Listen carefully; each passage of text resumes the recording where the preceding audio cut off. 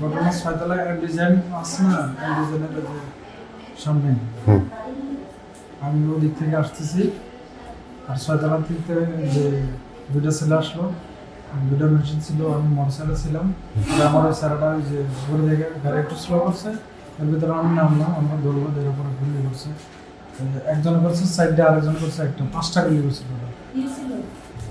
হ্যাঁ, ওরা আমরা ওই ছেলেটার নাম চিনি, তৈয়ব নাম, তো খুলনায় কান্দাপাড়া বাড়ি, আর ওরা পড়াইছে বকুল বিয়া পড়াইছে, বকুল বেলা মহলে কথা। কি কারণে, মানে কারণ কি বলতে কারণ আমি জানি না কি কারণ, আমি তো বুঝতে পারি না, মানে বকুলের সাথে মহলে আলাপ করছিল ওই সময়, আমি একটু জানি।